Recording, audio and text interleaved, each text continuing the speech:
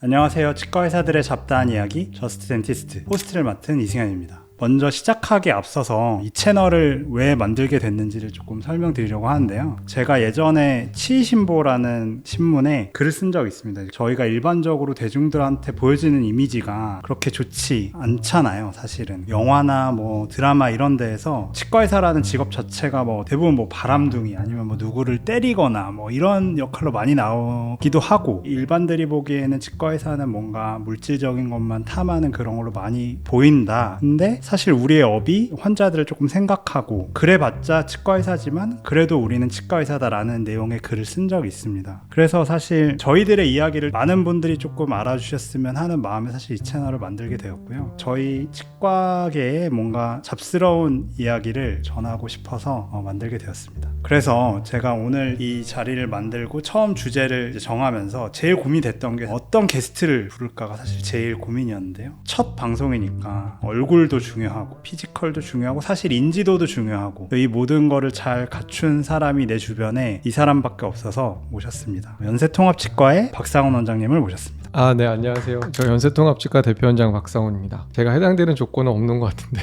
그래도 불러줘서 감사합니다. 네, 아니에요. 박상훈 원장님 하면 다른 치과 의사들이 가장 이제 박 원장님을 아시는 거는 아무래도 개원쌤이나 개원 강의 때문에 많이 알고 계시잖아요. 그럼 원장님의 그런 생각이나 개원에 대한 인사이트를 조금 들어보고 싶은 마음도 있습니다. 그래서 오늘의 첫 토픽은 수련, 레지던트를 왜 하고 또 어떤 과를 선택하느냐에 관한 내용인데요. 사실 이 내용은 한 11월 아니면 조금 빠른 친구들은 10월쯤에 인턴을 마치는 그런 치과의사들이 들으면 꽤나 흥미로워할 주제들이고, 또 이미 수련을 마친 전문의들도 전문성에 대해서 다시 한번 좀 생각해 볼 수 있는 주제일 것 같아서 정해봤습니다. 저는 구강외과를 수련했고, 박 원장님은? 저는 통합치의학과를 수련했습니다. 제가 많이 부러워하는 건데, 원장님은 왜 통치를 선택하셨고 수련을 하셨어요? 근데 이게 진짜 어려운 질문인 것 같아요. 돌이켜서 생각해보면 어떤 과를 어떤 면이 좋아서 선택한다라고 저는 생각 안 하거든요. 왜냐면 치과 의사한테는 어떤 과를 가냐 내지는 수련을 받냐 안 받느냐, 이거 정말 중요한 문제라고 생각을 하고요. 그렇기 때문에 오히려 좀 의외의 요소들을 결정되는 게 아닐까 싶습니다. 그래서 저는 실리적으로 뭔가를 얻고 막 이런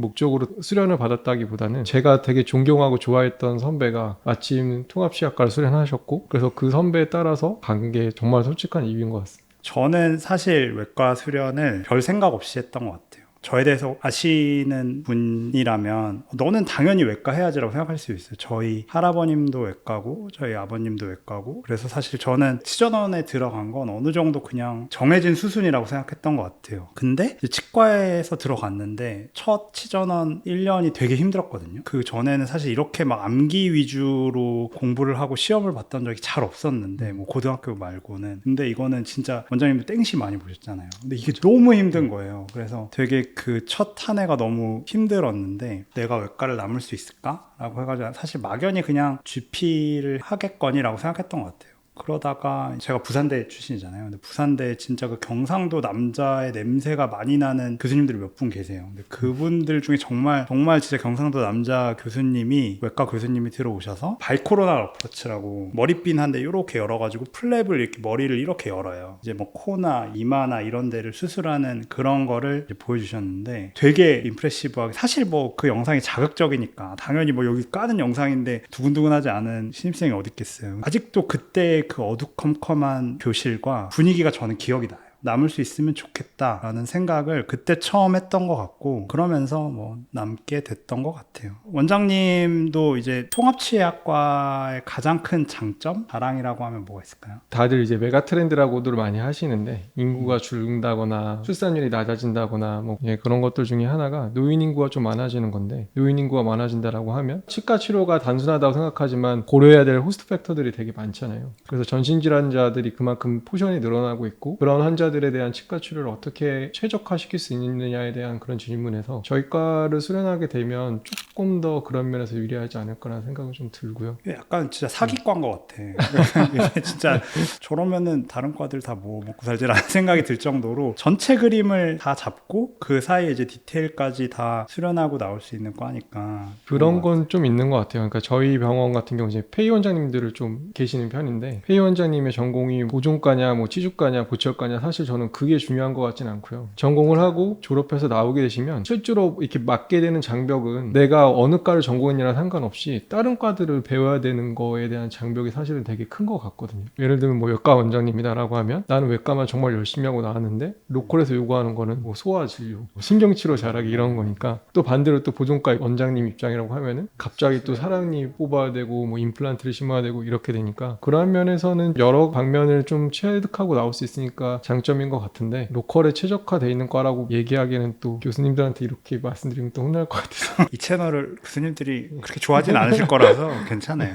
뭐 어느 정도는 납득이 가는 부분이기도 하고요. 근데 그게 메인인 목표로 돼서는 좀 안 된다는 생각은 좀 듭니다. 개원을 하려고 받는 거는 조금 무리가 있지 않나. 과에 대한 그 학문에 대한 재미를 찾아가는 게 더 중요한 것 같아요. 수련 받을 때는. 생각보다 수련 기간이 3년씩 막 이렇게 되잖아요. 그러다 보면 제가 관심이 있던 없던 3년이 지나고 나서 보면 그 과에 맞춰서 그 과의 시각으로 환자를 보게 되는 것 맞아요. 같거든요. 어떻게 보면은 인생에서 되게 중요한 문제 중에 하나지 않을까. 그 3년이 참 신기한 게 사람이 좀 바뀌어요. 그 네. 과에 따라서 진짜. 우리 F가 교정과라서 그런데 교정과는 진짜 각 잡는 걸 굉장히 중요시 여기더라고요. 치과 의사들 대부분은 이런 거 좌우 대칭이나 이런 거 굉장히 민감하겠지만 교정과는 또 막 더 그런 것 같고 사람의 성향도 그 과의 성향이랑 좀 맞춰서 이렇게 되는 것 같아요. 그래서 사실 다시 돌아와 보면 내가 왜 어떤 이유로 외과를 선택했냐 해보면 사람은 약간 다 자기가 못 가진 거를 갈망하기 마련이라서 저는 어렸을 때부터 약간 그런 마초적인 거를 좋아했어요.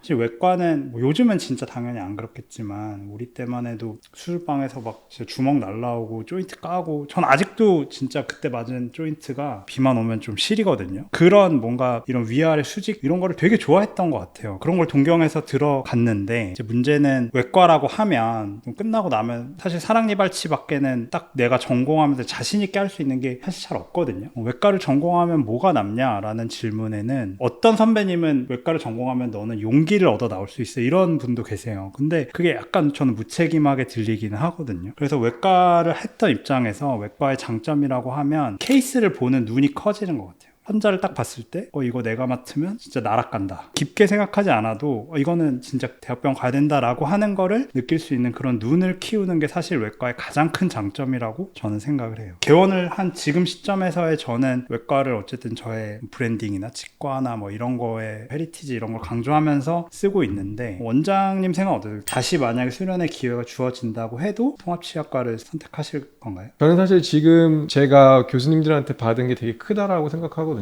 그게 긍정적이든 부정적이든 단기적이든 장기적이든 상관없이 그래서 이름도 연세통합치과라고 지었고 저는 기본적으로 만족하기 때문에 다시 선택할 것 같긴 한데 근데 그거는 굉장히 좀 개인적인 문제라는 생각이 좀 들고요. 어떤 후배나 이제 면허를 따신 원장님들한테 통합치약과 추천할 거냐 이렇게 일반화시키긴 또 좀 힘든 면이 좀 있지 않을까. 후배가 외과를 하는 게 좋냐라고 물어본다면 저도 고민이 많이 될 것 같아요. 왜냐하면 이제 외과를 한다는 건 외과를 지망한다는 건 나는 평생 수술을 하면서 살아갈 거야 라는 그런 소망을 가지고 접근하는 친구들이 되게 많거든요. 이제 아무래도 수련할 때 배우는 거는 이제 양악수술이나 캔서 수술이나 사이즈가 큰 것들이잖아요. 근데 그거를 어쨌든 개원에서는 못하는 거니까 대부분은. 그래서 누가 선배님 저 외과 가고 싶은데 막 이렇게 물어본다면 저는 강남에 빌딩 있으면 괜찮다라고 얘기할 것 같아요. 강남에 목 좋은 곳에 빌딩이 있으면 네가 뭐 거기서 뭐 양악수술 병원을 개원을 하면 좋겠지. 하지만 그게 아니라면은 외과는 이런 힘든 게 있다라는 거를 꼭 설명을 해줄 것 같아요.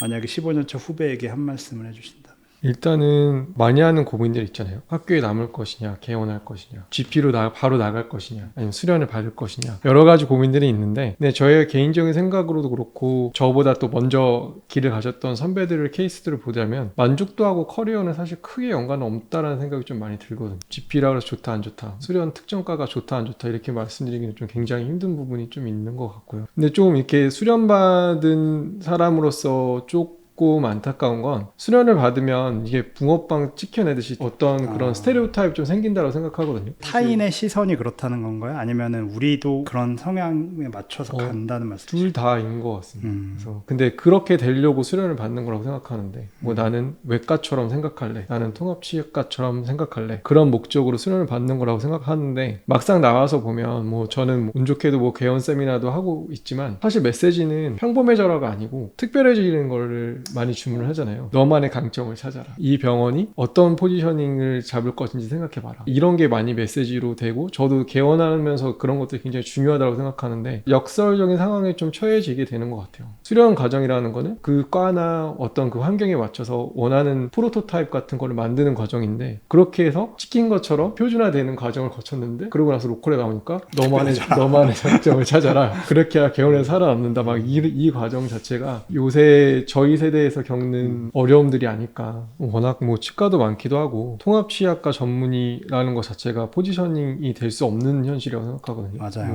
뭐 마찬가지로 또 외과 원장님이다라는 것 자체가 특별히 포지셔닝이 될 수 없는 상황이라고 생각한다라고 하면 이제 그런 것들이 조금 현실적인 어려움들이 좀 있는 것 같습니다. 저는 만약에 15년 차 후배, 그러니까 이제 막 과를 선택해야 되는 그런 후배들한테 어떤 조언을 해준다라고 하면 아까 처음에 이제 원장님 말씀하셨던 것처럼 결국에 나를 잘 알아야 될 것 같아요. 내가 어떤 과에 흥미를 가지고 수련을 할 것인가가 사실 끝까지 지치지 않고 3년을 버텨내는 원동력이 되거든요. 사실은 바깥에 나와서 빨리 페이 생활하는 게 어찌 보면 더 빨리 자리 잡는 길일 수도 있어요. 다만 단점은 좋은 원장을 만나야 되는데 이 사람이 좋은 원장이나 안 좋은 원장이냐 판단할 길이 없다는 게 문제고, 수련이라는 방법은 이제 검증된 기관에서 교육을 하는 거니까 사실 수련이라는 거는 그런 장점이 있는 거죠. 어떤 과를 선택하는지는 본인에게 달렸고 사실 그닥 중요하지도 않아요. 어차피 3년 동안 자기네 취향이나 자기 과에 맞춰서 바뀌어가게 될 거니까. 그리고 진짜 지금 당장 1등이 어느 과를 가는지 모르겠는데 뭐 저희 때는 교정과였고 좀 밑에는 소아치과였고 계속 바뀌잖아요. 사실 선호과는 10년 주기로 돌게 되어 있어서 저는 제일 중요한 게 자기 자신을 돌아보고 자기에 맞는 게 어떤 거냐 이거를 찾는 게 제일 중요할 것 같습니다.